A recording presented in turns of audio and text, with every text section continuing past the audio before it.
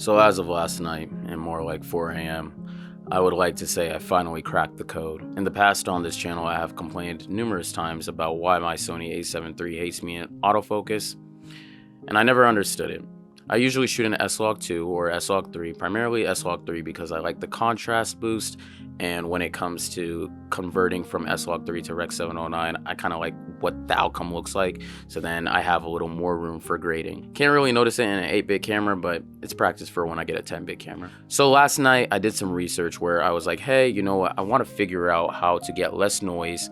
I want to have less grain. I don't want my colors to be blown out when I put a LUT on top of my Rec 709 footage. I was fed up. I wanted to figure this out. So I did some research on YouTube and I stumbled upon a YouTube video where this guy was talking about Sony A7 III footage. And in that footage, he was shooting in the HLG2 picture profile. So I had done some tests with this picture profile back in February with the BT 2020 color space, and I hated it. The colors were terrible. I was not converting it to Rec 709, rookie mistake. And at that point, I just let go, went back to S-Log. From what I found out after doing different tests last night, HLG2 is fantastic for low light situations. The amount of noise that I was able to clean up in post, I was able to just overall receive a much more cinematic look than what I have ever received in the past with this camera. Now, everybody knows this, the Sony A7 III is a fantastic camera, but it is also 8-bit, which does kind of restrict some of that color grading when it comes to doing things in post. You know, the FX3 is 10-bit,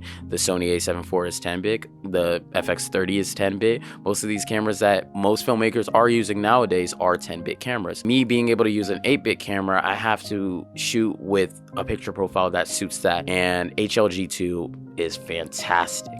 So currently for my settings, I am shooting on HLG2. I have my focal, my aperture at f2.8, and I think my ISO is at 3200. So this is what the camera is seeing before the grade. I have a cinematic LUT that I will attach to this, and then I just do my adjustments. One of the biggest mistakes that I have made was not utilizing the HSL secondary tab in Lomotey Color in Premiere Pro. That tab allows you to fix skin tones, fix things that are in the back. I mean, you can obviously do like hue versus saturation with your curves, but you can also utilize the HSL secondary to fix like the background's whites and everything like that. I was testing that out last night, so instead of having like a white background, I made it, you know, a little more greenish tint, and I was just bouncing back and forth and testing that. And so I will show a couple of examples. If you guys were to pause and look at some of these clips and compare the noise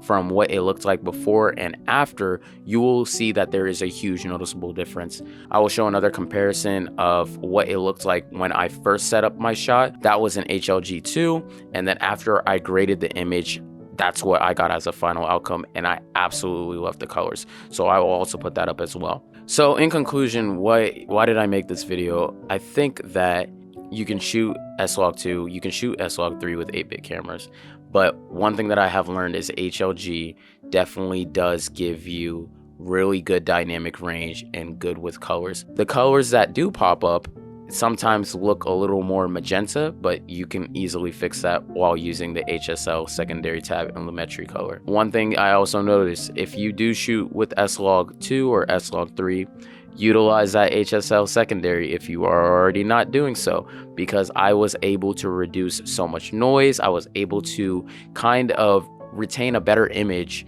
from previous shoots, such as a wedding that I recently shot. But once I did my color grading and adjustments, the same thing that I have been doing with my HLG2 picture profile, I was able to get a much cleaner image. But other than that, I hope you guys enjoyed this video. This video is primarily made for me. If you're new to the channel, feel free to go watch some of the other videos that I have on here. I am still releasing everything to film. So part 1 and part 2 are already out. And yeah, I'm not gonna go much on a tangent. I hope you guys enjoy. Have a great day. It's your boy Gabe. Take it easy. My camera stayed in focus the whole time. Phenomenal.